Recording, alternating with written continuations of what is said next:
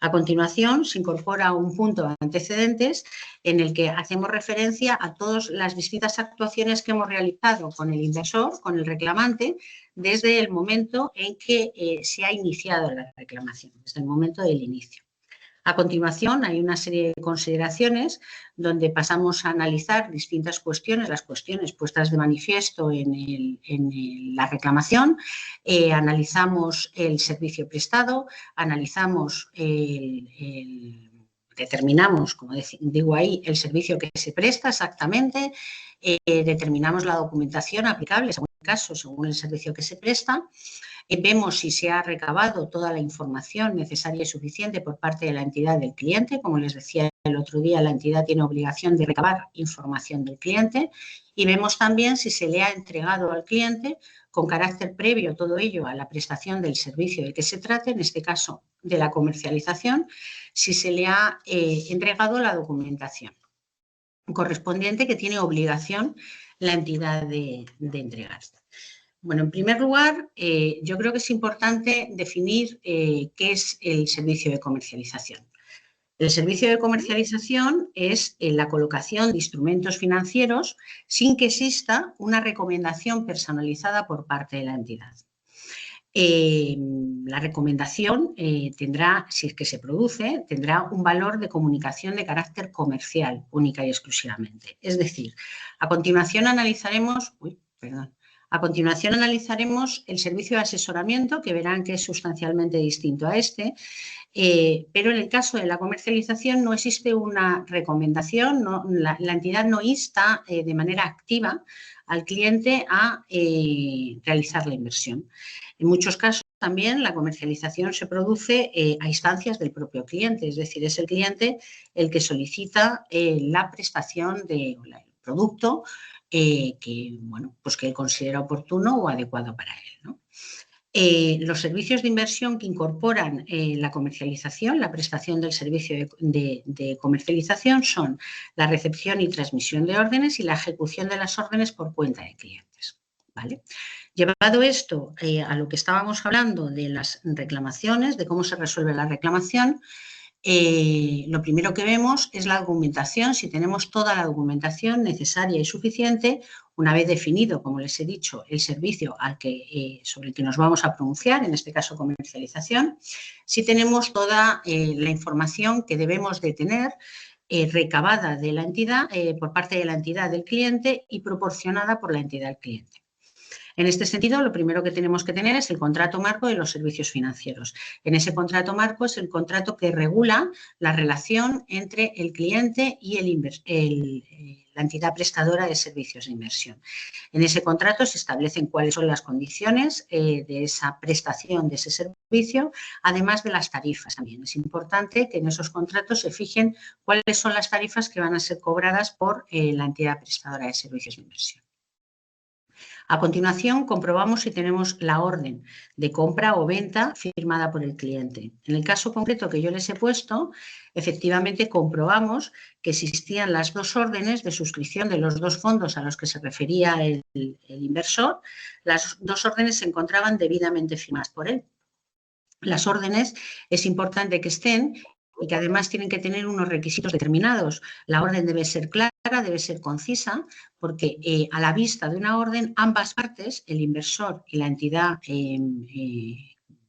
prestadora del servicio, tiene que tener claro cuáles son a la vista de la orden ha de quedar claro cuáles son las características del servicio y cuáles son las prestaciones que se van a intercambiar entre ellos, ¿no? O sea, una orden ha de ser clara, no valen. En este sentido, la CNMV no admite las órdenes, por ejemplo, a través de email. Las órdenes pueden ser telefónicas, como les comentaba el otro día, pueden ser en papel, pueden ser telemáticas, pero por email no, porque el email entendemos que no reúne las características suficientes para dar la necesaria veracidad a las órdenes, ¿no? Aparte de que tiene que tener una serie de requisitos que el email no tiene. A continuación comprobamos si está el test de conveniencia. El otro día mencionamos que hay dos tipos de test, el test de conveniencia y el test de idoneidad. Pues bien, el test de conveniencia es aquel test que se hace en aquellos supuestos como este que se presta al servicio de comercialización.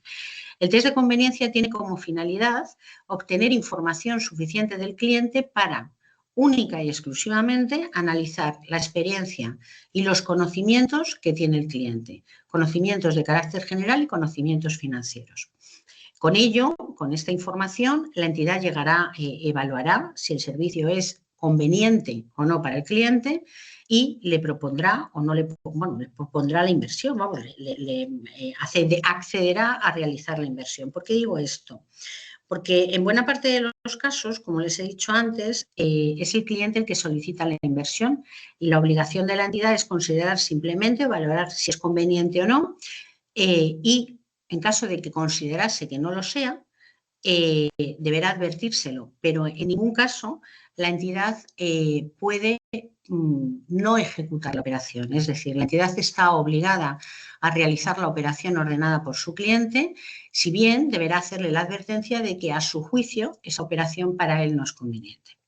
Los test de conveniencia no se analiza el riesgo, es decir, no se analiza si esa operación se ajusta a las características de riesgo que tenga ese cliente, al perfil de riesgo del cliente, sino única y exclusivamente, como he dicho, a su experiencia previa, de tal manera que si ha invertido en 2 o 3 productos de las mismas características en los últimos 3 años, se considera que tiene experiencia suficiente para volver a invertir en el mismo producto y, como digo, a sus conocimientos.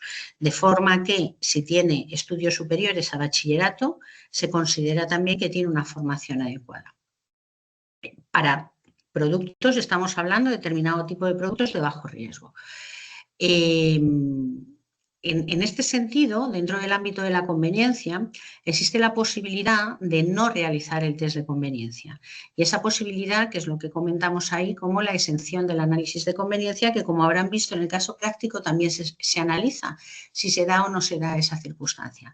Esa circunstancia se produce en aquellos supuestos en que el producto es solicitado directamente por el cliente, es decir, es el cliente el que le dice a la entidad el producto en el que quiere invertir y además ese producto está calificado como un producto no complejo. Por ejemplo, en este caso que estamos viendo, los fondos de inversión están calificados como producto no complejo. Entonces, si se dan estos dos requisitos, basta con que la entidad informe claramente al cliente de que no le va a hacer el test de conveniencia y que en consecuencia no va a realizar este análisis de si el producto es o no conveniente para él y con informarle de esta circunstancia sería suficiente. Como han visto, en el caso concreto que analizamos, sí que existen dos test de conveniencia. Evidentemente, si existen dos test de conveniencia, ello nos lleva a presumir que en este supuesto concreto la entidad recomendó una recomendación, como he dicho, genérica, recomendó el producto al cliente y por eso le hizo el test de conveniencia. Finalmente, lo que se procede a analizar es si se ha entregado toda la documentación necesaria y suficiente para que el cliente pueda comprender y entender en qué va a invertir. Como decía, toda esta documentación se debe dar con carácter previo a la firma de la orden. Lo último es la firma de la orden. Entonces, en este supuesto sí que comprobamos que efectivamente se había entregado la documentación. El DFI es un documento que tiene como finalidad informar sobre las características, estamos hablando en este caso de fondos de inversión, sobre las características del fondo de inversión. ¿Vale? Se informa de los productos en los que invierte, qué tipo de fondo es, en fin, tiene una información bastante completa sobre las características del fondo. Y además, cuando se comercializan fondos de inversión, es obligatorio también entregar el último informe semestral. En este caso en concreto, creo recordar que había un informe semestral, si yo no recuerdo mal, que no se había entregado. Bueno, esto puede ocurrir en aquellos supuestos y no necesariamente es una mala práctica, en aquellos supuestos en los que el fondo sea un fondo de reciente o de constitución y obviamente todavía no haya pasado un semestre desde que se constituyó y en consecuencia no exista el informe semestral que estoy comentando. Bien, pues en este supuesto comprobamos efectivamente que todas estas cuestiones que les estoy aquí informando, y una vez planteado o visto todas estas cuestiones, pues llegamos a la conclusión, a pesar de que el señor, efectivamente el reclamante, decía considerarse que no cumplía con los requisitos mínimos para, o que no tenía, no era un producto en definitiva conveniente para él. Bueno, nosotros lo que comprobamos, que ya he comentado que había 2 test de conveniencia, en los 2 test de conveniencia que había, si bien el segundo de ellos era un test donde en cuanto a los conocimientos se restringía o había las opciones sobre conocimientos, se eliminaba la opción sin estudios, sí que, y en consecuencia estaba ticada la opción de estudios básicos, sí comprobamos que en el test inmediatamente anterior que se le realizó al reclamante, a pesar de que él decía no tener ningún tipo de estudio, no saber leer ni escribir, lo cierto es que teniendo la opción de estudios o no estudios, sin estudios, tampoco rellenó esa opción en el test anterior. Con lo cual llegamos a la conclusión de que a la vista de la información de la que nosotros disponíamos, evidentemente no podíamos llegar a la conclusión de que este señor careciera de conocimientos. Dicho esto, junto con los fondos de inversión, que son productos complejos, no complejos y que en consecuencia son productos que se pueden comercializar o están destinados al público en general, bueno, llegamos a la conclusión de que efectivamente el producto que se había colocado a este reclamante era adecuado para él y que, lógicamente, la entidad no había cometido ninguna irregularidad. Aquí, bueno, pues les comento lo que acabo de mencionar, ¿no? La resolución concluyó con que a la vista, esto es importante, es a la vista de lo que hemos valorado en el expediente, es decir, nosotros recabamos, como comenté el otro día, documentación de ambas partes, del reclamante y de la entidad reclamada, incluso, como les comenté, podemos hacer peticiones de aclaraciones a la entidad reclamada si hay cuestiones para las que necesitamos mayor información o mayor documentación, pero a la hora de emitir un informe, obviamente, única y exclusivamente podemos valorar todas aquellas pruebas que se nos han puesto de manifiesto con carácter previo a la emisión del informe. De ahí que digamos que a la vista de los argumentos expuestos, consideraciones mencionadas y sobre todo la documentación incorporada al expediente, la entidad actuó de forma correcta. Esto tiene sentido en relación precisamente con lo que acabo de comentar. El señor decía no tener estudios, no acreditaba o no saber ni leer ni escribir. No acreditaba de ninguna forma o no acreditó de ninguna forma en el expediente esta circunstancia. A la vista precisamente de la documentación obrante en el expediente parece que podíamos presumir que no era así, que eso no era cierto, en la medida en que teniendo la opción de poner como conocimientos sin estudios, no lo había rellenado. Pero cabe la posibilidad de que en otra instancia distinta, que ya les comenté que tendrían que ser los tribunales de justicia, este señor acreditase tal circunstancia y el tribunal llegase a una conclusión distinta a la nuestra. Obviamente, él estaría valorando documentación, hechos o circunstancias distintas a las que nosotros hemos valorado en la reclamación. De ahí que a la vista de lo incorporado en la documentación de la reclamación lleguemos a esta conclusión, ¿no? Que en este caso era actuación correcta por parte de la entidad reclamada. El segundo supuesto que vamos a analizar es el supuesto referido a una prestación de un servicio de asesoramiento en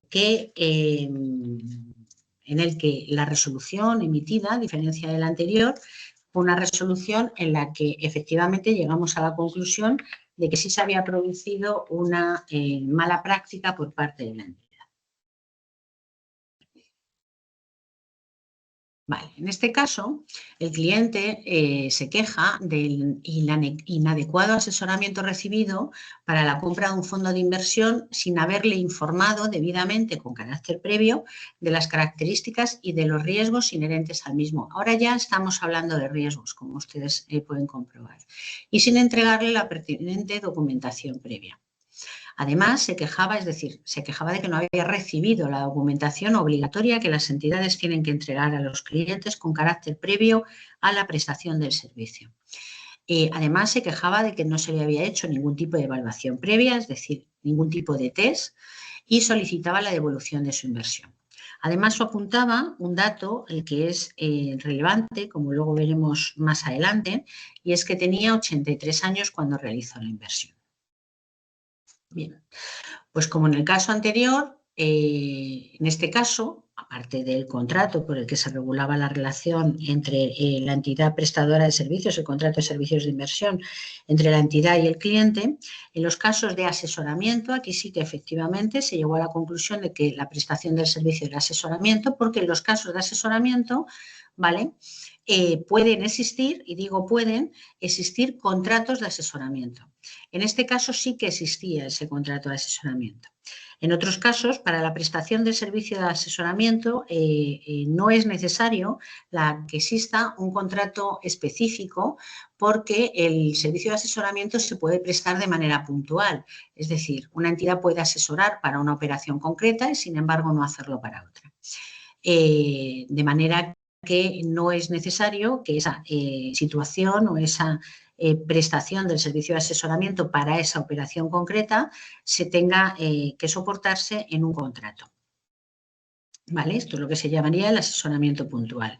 En ese caso, cuando es un asesoramiento puntual, a la vista de la documentación y de la información con la que contamos, bueno, pues valoramos una serie de indicios a objeto de determinar si estamos o no estamos dentro del ámbito del asesoramiento financiero.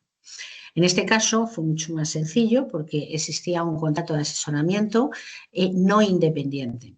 ¿Qué significa asesoramiento no independiente? Pues bien, las entidades en España pueden prestar dos tipos de asesoramiento. Bueno, aparte, como he dicho, del recurrente, que normalmente está en un contrato, o del puntual, en cuyo caso no existe contrato, puede prestarse un servicio de asesoramiento no independiente o independiente. En el caso del asesoramiento independiente es cuando la entidad ofrece productos propios y de terceras entidades, es decir, está ofreciendo productos de todo tipo a su cliente. Mientras que en el caso de asesoramiento no independiente, si bien asesora sobre un número o un tipo de productos más limitado, única y exclusivamente sobre aquellos productos que comercializa o que tiene productos propios de la entidad. No, la entidad no ofrece productos de terceros. Esa es la diferencia. En este caso, el tipo de asesoramiento que se estaba prestando era no independiente, es decir, la entidad ofrecía productos propios. Como les decía antes, bueno, una vez que analizamos el contrato de asesoramiento y que fijamos que el servicio que se estaba prestando era este, bueno, pues fuimos a analizar la información correspondiente. En el caso del asesoramiento, igual que la gestión de carteras, que luego les comentaré someramente lo que es una gestión de carteras, aunque entiendo que ya lo saben todos ustedes, en el caso del asesoramiento, a diferencia de lo que ocurre con la comercialización, el tipo de test que ha de realizarse se llama test de idoneidad. En el test de idoneidad, lo que se trata es que la entidad llegue a la conclusión de si el producto sobre el que está asesorando a su cliente es idóneo o no para él. ¿Qué se valora para llegar a esa conclusión? Pues se valoran muchas más cosas. Se valora la parte de conveniencia, es decir, se valoran los conocimientos y experiencia del cliente, pero además también se valora su situación financiera, incluida su capacidad para soportar pérdidas, y sus objetivos de inversión, incluida su tolerancia al riesgo. Dos cuestiones que, como ven, no se valoraban en el otro servicio ni en el otro test y que aquí sí que han de valorarse. De manera que la empresa tiene que llegar a la conclusión, a la vista de toda esta información recabada sobre conocimientos, experiencia, situación financiera y objetivos de inversión, tiene que llegar a la conclusión de si el producto es o no idóneo para su cliente. En este caso, si la entidad llega a la conclusión de que el producto no es idóneo para su cliente, no podrá recomendárselo. Es decir, no podrá asesorarle o recomendarle la compra del producto. ¿Qué es lo que puede ocurrir en estos supuestos? Si el cliente bueno, está muy empeñado en la compra de ese producto, la entidad se sale del ámbito del asesoramiento y se iría al ámbito de la comercialización. En la medida en que es un producto solicitado por el cliente, se cumplirían con las obligaciones que les he comentado anteriormente sobre comercialización, conocimientos, experiencia, y es el cliente el que decide adquirir el producto ya no recomendado por la entidad, con una advertencia de la entidad de que a su juicio ese producto no es conveniente. En definitiva, lo que se trata es que exista libertad, obviamente, como no puede ser de otra manera, para que los inversores adquieran lo que ellos consideren oportuno para ellos. Si una entidad te dice que no es adecuado, no es idóneo para ti el producto, pero tú quieres comprarlo, obviamente tienes los mecanismos y las formas de llegar a adquirir ese producto si es que es tu deseo. Pues bien, volviendo al caso que nos ocupa, en este supuesto, efectivamente se hizo el test de idoneidad y la entidad llegó a la conclusión de que el producto que le estaba comercializando fondos de inversión, creo recordar, el producto que le estaba, es así, perdón, sí, fondos de inversión también, el producto que le estaba asesorando, sobre el que le estaba asesorando, era adecuado, era idóneo para su cliente. Y ese fue el resultado de la evaluación. A continuación, la entidad tiene que hacer una propuesta de inversión. Una vez valorado la adecuación de determinado tipo de productos o la idoneidad de determinados tipos de productos para su cliente, ha de hacer una propuesta de inversión ajustada al perfil. ¿Vale? Entonces, en la propuesta de inversión, lo que se determina es tratar de confeccionar normalmente una cartera, o se les da recomendaciones a los clientes de cómo tienen que remodelar sus carteras, de manera que la nueva cartera siempre ha de ajustarse al perfil resultante del test de idoneidad. ¿Vale? Perfil, bueno, que puede ser, según las entidades, de distinto tipo. Normalmente suele ser conservador, moderado, arriesgado y muy arriesgado, pero cada entidad, otras entidades los definen por números. Bueno, en fin, cada entidad lo hace de una manera. Entonces, en esa propuesta, la propuesta de inversión tiene que ajustarse al perfil del cliente obtenido a partir del test de idoneidad y, además, en esa propuesta de inversión que se ha de entregar al cliente, debe de explicar claramente la entidad por qué, a su juicio, se ajusta el producto que está o la cartera que le está confeccionando, se ajusta al perfil del cliente. Además, luego, una vez que el cliente, obviamente hasta ahí no se ha hecho ninguna operación. A partir de ahí, el cliente es el que decide si actúa conforme al asesoramiento recibido o no actúa conforme al asesoramiento recibido. Una vez que el cliente decide seguir la recomendación dada por la entidad, pues entramos ya en la entrega de documentación a la que nos referíamos antes. La entidad debe entregar al cliente la información, en este caso ser un fondo, la misma que hemos valorado anteriormente, el DFI, el documento de datos fundamentales para el inversor, y el informe semestral, el último informe semestral, con carácter previo a que finalmente el cliente ordene la realización de la operación que ha sido recomendada. Bien, en los casos de asesoramiento financiero, los casos de gestión de carteras, que como le decía, bueno, gestionar una cartera supone dar un poder, en definitiva, darle a la entidad la capacidad o el poder para que sean ellos, un gestor de la entidad, la que decida cuáles son aquellas inversiones más convenientes o más idóneas para su cliente y componga y gestione la cartera como considere oportuno. En el caso de una gestión de carteras es un poco distinto a un asesoramiento, porque en el caso de una gestión de carteras, lo que debe de ajustarse, también hay que hacer un test de idoneidad previo, determinar un perfil conservador, equilibrado, moderado, en fin, según la terminología de cada entidad, y la cartera debe ajustarse a ese perfil. Pero en este caso lo que debe de ajustarse a ese perfil es el conjunto de la cartera. Es decir, en una gestión de carteras cabe la posibilidad de que el gestor decida hacer alguna inversión un poco más arriesgada o por encima del nivel de riesgo del perfil de riesgo del inversor, pero que compense con otras que están por debajo de su perfil, de manera que la información o el perfil general de la cartera se ajuste al perfil del inversor.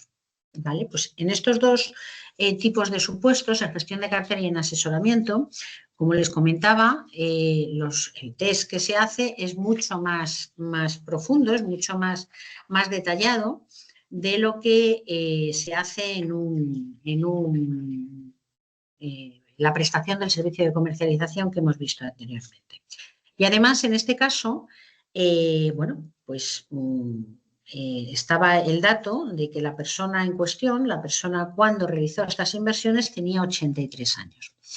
En este caso, como habrán visto ustedes en el informe, se analizan cada una de las preguntas que se realizan en el test. De manera que lo que se trata es de buscar si existe algún tipo de incoherencia o alguna cuestión que no ha sido adecuadamente valorada dentro de ese test en función, precisamente en este caso, pues en este caso en función de la edad, que es bastante relevante, ¿no? En este caso concreto, nosotros a la vista del test, pues detectamos una serie de incoherencias. Tales como las que pongo aquí de manifiesto, ¿no? O sea, el señor decía no tener ninguna experiencia con un carácter previo, no había invertido nunca en ningún tipo de producto, no había invertido nunca en el mercado de valores y, sin embargo, respecto de los conocimientos, se decía en el test que conocía absolutamente todo. Pero absolutamente todos son todos, o sea, desde deuda pública a productos estructurados, a productos derivados, o sea, en fin, desde productos de riesgo bajo o no complejos a productos terriblemente complejos, lo cual evidentemente no tenía mucho sentido, pero si nunca has invertido, bueno, pues no parecía que había una incoherencia en ese punto. Luego el horizonte temporal.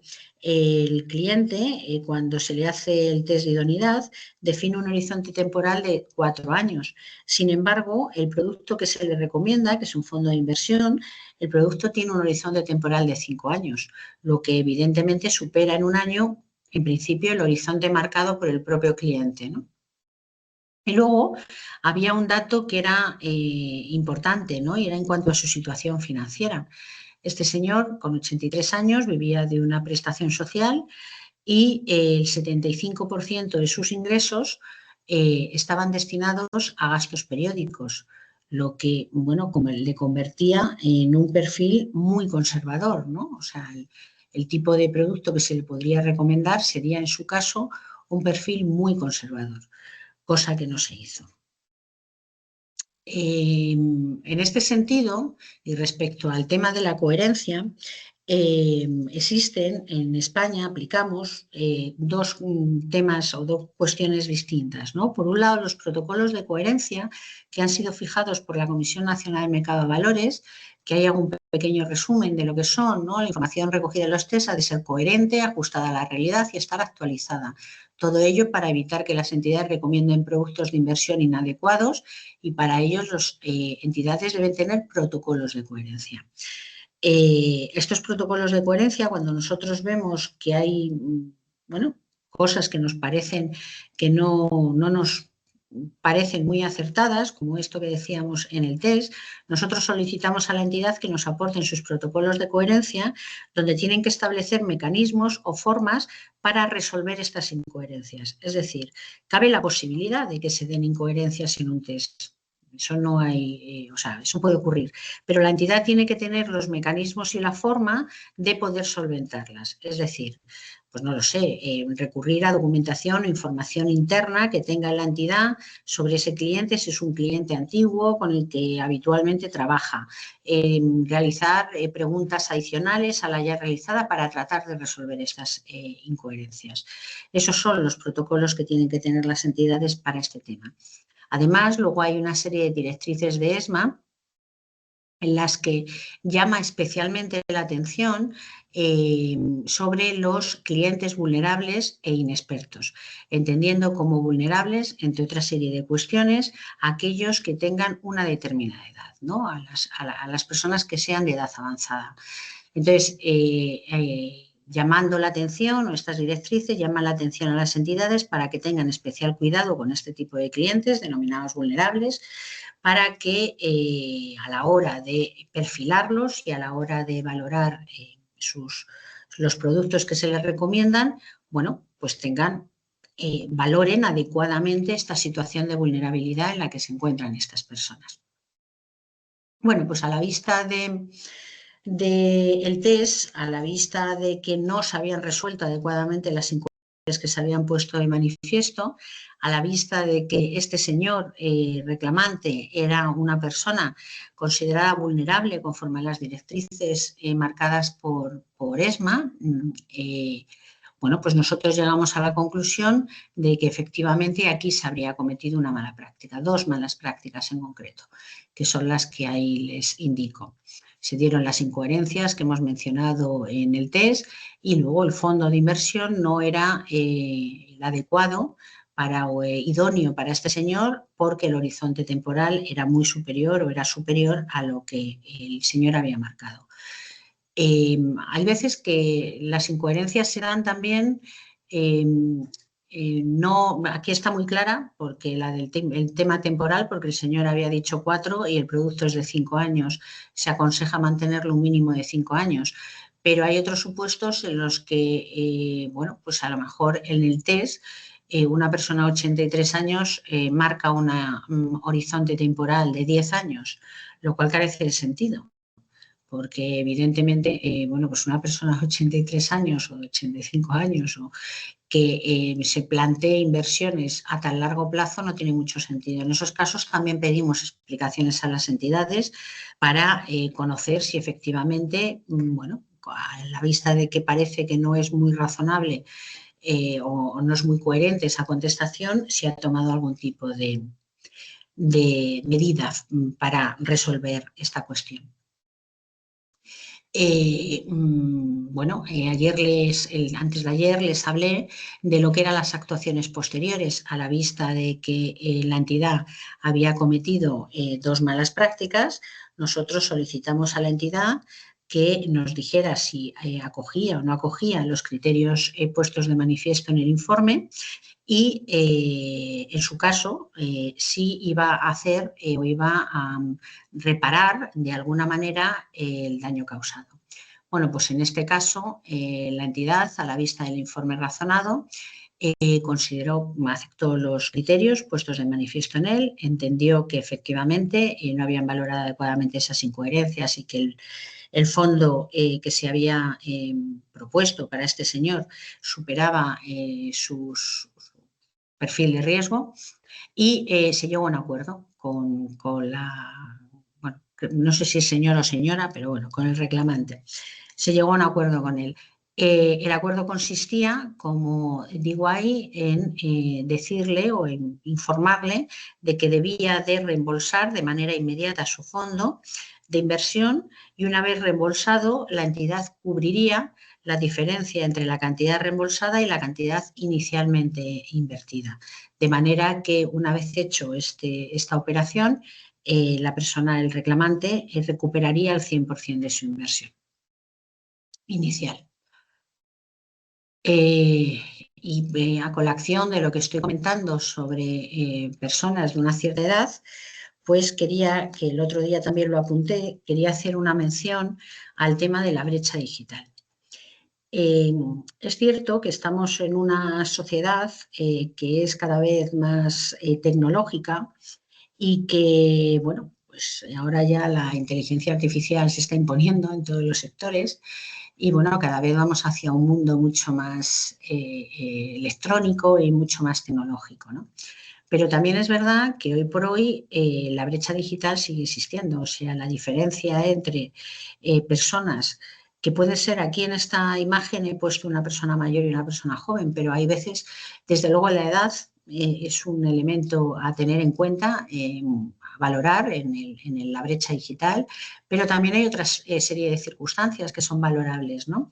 Como por ejemplo, cuando personas que no siendo tan distintas de edad, pero tienen, sus orígenes son muy distintos, ¿no? Gente que se ha criado a lo mejor en el campo o que tiene unos conocimientos muy básicos del mundo financiero y, sin embargo, y de la tecnología y otras personas que por su situación, por su lugar de nacimiento, por su formación o por sus experiencias, pues tienen un conocimiento mucho más elevado del mundo tecnológico y, por supuesto, del mundo financiero.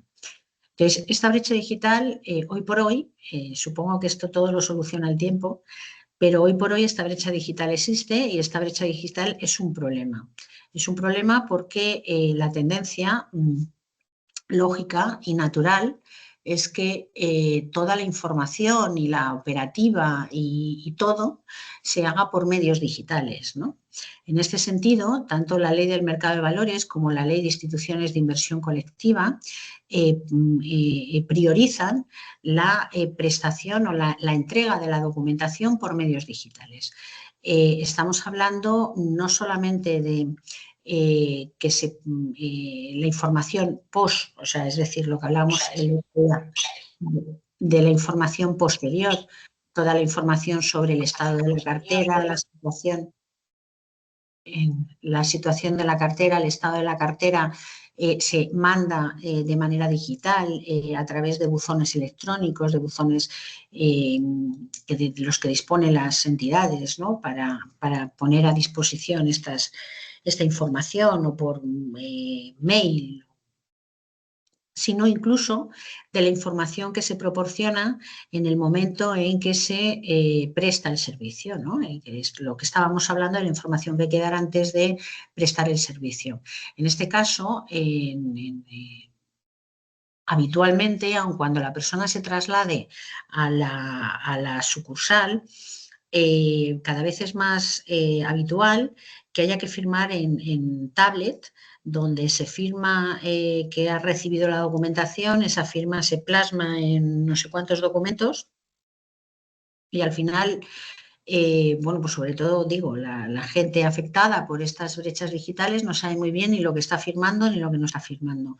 Nosotros en este sentido, y no podemos ir contracorriente, sí se admiten las tablets como una forma de como un instrumento idóneo para firmar la recepción de la documentación, pero nosotros insistimos mucho en que las entidades con carácter previo a esa firma en esas tablets tienen que proporcionar físicamente la documentación a los clientes para que estos puedan leerla y puedan saber antes de firmar de una manera un poco, en fin, peculiar, que yo creo que al final esto lo hemos hecho todos, sepamos o sepan qué es lo que se está firmando. Bueno, pues la brecha, como digo, existe. Es verdad que tanto la Ley de Mercado de Valores como la Ley de Instituciones conseguimos que se metiera una ayuda o una llamada a atención sobre este problema, diciendo o incorporando la posibilidad de que si el cliente decide o pide a la entidad que se le mande la información posterior, estoy hablando ahora, la información de manera en papel, o sea, por correo postal, pueda hacerlo, pueda solicitarlo y pueda hacerlo, y la entidad en ese caso, si hay una petición expresa de su cliente, tiene la obligación de mandárselo sin coste ninguno. Porque también esto fue una cuestión a debate, pero las entidades decían que tenían que pagar los clientes el coste del envío porque esto le supone unos gastos que la entrega digital o la entrega electrónica de la información no les proporciona, pero bueno, finalmente lo que se decidió es que si no, o sea, la obligación de la entidad es mantener informado al cliente. Luego, la entidad tiene que cumplir esa obligación, bien de manera electrónica, en un porcentaje muy elevado de los casos, o bien de manera física, con la entrega de los documentos en papel, y como está cumpliendo su obligación, no tiene por qué repercutir los costes del cumplimiento de su obligación a un tercero, que en este caso sería el cliente. También es verdad que, bueno, pues es bastante habitual que los clientes no hagan estas peticiones de mándeme la documentación en papel. Entonces, al final, las entidades envían escritos a sus clientes diciendo vamos a cambiar la forma de comunicarnos con ustedes y, bueno, pues como si no recibo contestación, la cambiamos y al final terminen con buzones electrónicos que buena parte de las personas mayores, sobre todo, no saben manejar, ¿no? Y no saben acceder a ellos. En este sentido, como les estaba diciendo,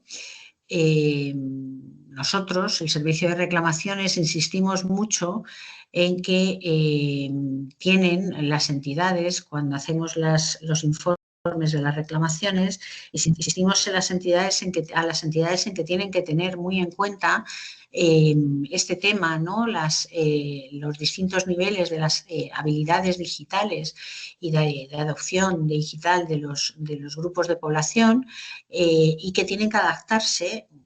De momento, insisto en que esto lo solucionará el tiempo, pero de momento deben de adaptarse o deben de tratar de adaptarse a las habilidades de sus clientes, porque al final siempre van a tener un grupo de clientes que realmente se van a sentir pues no muy bien tratados, sinceramente. En este sentido, reducir la brecha digital es uno de los grandes objetivos tanto de la CNMV como del Banco España, ¿no? Y a este respecto, la CNMV, junto con Banco España, ha firmado un par de convenios con distintos ministerios. Aquí les pongo los convenios que tenemos firmados por si fueran de su interés. El primer convenio se firmó con el Ministerio de Consumo y tenía como finalidad, a través del Plan de Educación Financiera, tratar de reducir la brecha digital, ¿no? Que afecta sobre todo, ya digo, a sectores vulnerables de la población. Y luego un segundo convenio que se firmó en enero del 22 con el Ministerio de Asuntos Económicos y Transformación Digital, en el que se trataba también de extender este plan de educación financiera para los años 22 a 25. Y en este caso se extendió la brecha digital o los sectores a proteger. Además de los sectores vulnerables, se incorporaron nuevas líneas de trabajo dirigidas a jóvenes, a personas de la tercera edad, a familias con sobreendeudamiento y a familias monoparentales. Bueno, pues para finalizar con este tema, con la exposición de hoy, voy a darles algunos datos de la memoria de reclamaciones del 2024 para que un poco, ponerles de manifiesto un poco de cuando hablamos de reclamaciones en la CNMV y tal, de qué exactamente estamos hablando, ¿no? Bueno, pues aquí pueden ustedes ver las reclamaciones, ¿no? Cómo se concluyen las reclamaciones por tipo de resolución. En este caso, de los 1.220 reclamaciones que admitimos en total, que son 461 resultaron inadmitidas. Ya les comenté el otro día por qué se inadmitían las reclamaciones, y otras 759 tramitadas. Tramitadas significa que finalmente se abrió el expediente de reclamación. De esas 759 terminaron de la manera que les indico ahí, ¿no? Con informe motivado. El informe motivado es cuando los que hemos visto hoy. Informes motivados son aquellos que resuelven sobre las cuestiones planteadas, sobre el fondo del asunto, sobre las cuestiones planteadas por los reclamantes. Hubo un total de 595 que se distribuyeron entre informes favorables al reclamante 297 y desfavorables al reclamante 298. Como ven, prácticamente estamos al 50%, o sea, en el 50% de los casos es el reclamante el que lleva razón y en el otro 50% aproximadamente, pero hay diferencia de uno, es la entidad la que lo ha hecho adecuadamente. Luego tenemos una serie 151 de allanamientos o avenimientos. Son aquellos casos en los que la entidad llega a un acuerdo con el reclamante y se cierra sin pronunciarnos sobre el fondo del asunto. Ha habido en este año 2024, en este año pasado, 4 desistimientos. el reclamante ha desistido porque, bueno, por la razón que sea. O sea, la gente, nosotros cuando alguien desiste no preguntamos tampoco. Pues porque no quiere seguir con el procedimiento, porque ya no le interesa, porque, bueno, por la razón que sea. Y 9 inadmisiones sobrevenidas, que son supuestos en los que se ha abierto la reclamación con la documentación que disponemos del cliente y el cliente ha ocultado información relevante que da lugar a una causa de inadmisión. Es decir, información que si hubiésemos conocido antes de la apertura nos hubiese llevado a inadmitir la reclamación, pero el cliente lo ha ocultado. El reclamante lo ha ocultado. Y es la entidad, una vez que abrimos el expediente de reclamación, la que nos pone de manifiesto esa circunstancia. En estos casos ha de inadmitirse de manera sobrevenida, ¿no? Y se han dado 9 casos. Sobre el tipo de reclamantes, bueno, pues aquí, como verán, el número mayor de reclamantes siempre son personas físicas, ¿no? Tenemos 4 entidades sin ánimo de lucro y 34 personas jurídicas. Esto creo que también lo comentamos el otro día.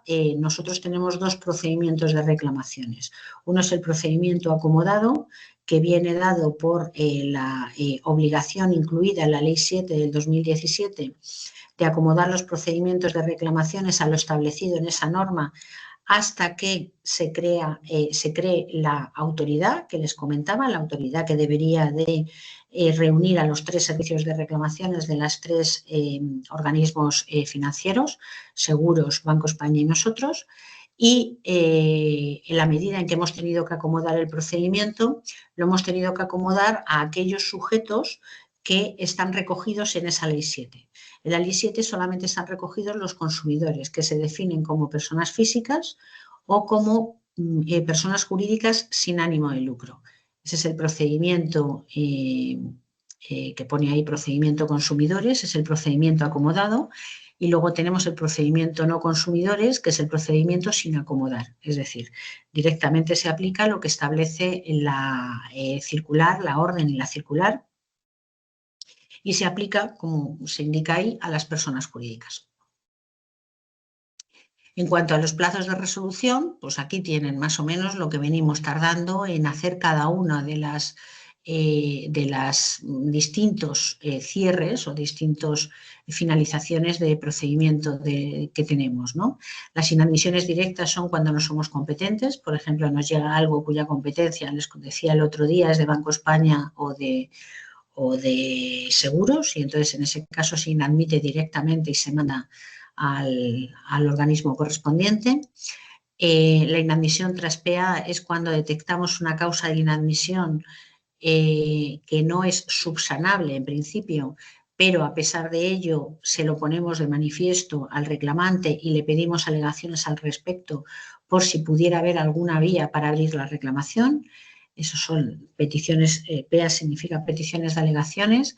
Inadmisiones tras PS es cuando peticiones de subsanación, cuando la causa de inadmisión puesta de manifiesto sí es subsanable y se le pide al reclamante que subsane. Esta inadmisión, pues quieren que les diga la verdad, no sé muy bien lo que es, porque tengo unos puntos suspensivos ahí, no sé a qué se refiere. Pero bueno, desistimientos, cuando desiste el reclamante, como les he comentado antes, allanamientos, perdón, pues tienen que ser las inadmisiones sobrevenidas, entiendo. Que ya estamos dentro del procedimiento. Son las inadmisiones sobrevenidas, los desistimientos que hemos visto antes, allanamientos y avenimientos. Allanamiento es cuando la entidad le da al reclamante lo que pide. Pido 100, te doy 100. El avenimiento es cuando llega a un acuerdo, pido 100 pero lo cerramos en 80, eso sería un avenimiento, un acuerdo. Y luego finalmente los 2 finales son los informes motivados. Los desfavorables y los favorables, los plazos medios que se tardan en resolver.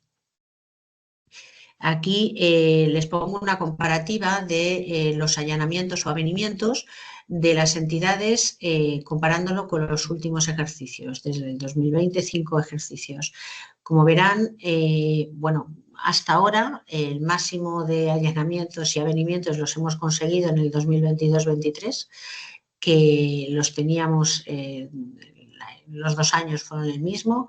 Este año hemos bajado un poquito, pero bueno, esperemos que este año que estamos actualmente, el 25, mejoremos los datos. Pero bueno, es un número de allanamientos y avenimientos bastante elevado, la verdad.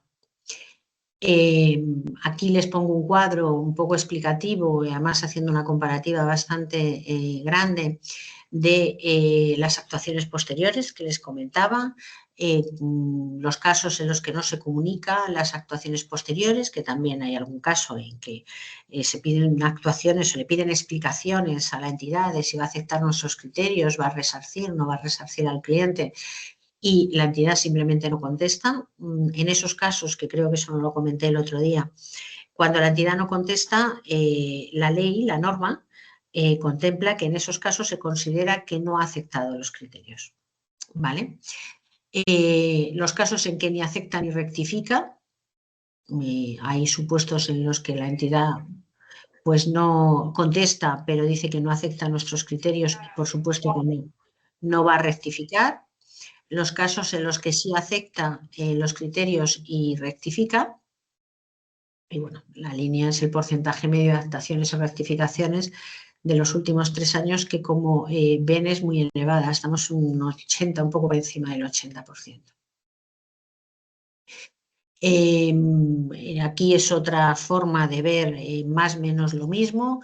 Tenemos los avenimientos o allanamientos, que son los que se producen durante la tramitación del expediente, las aceptaciones o rectificaciones, que son las que se producen tras la emisión del informe final, y esto supone un 87%, sumando ambas cosas, de pronunciamientos. Alguien tiene el micrófono abierto y se está oyendo por ahí.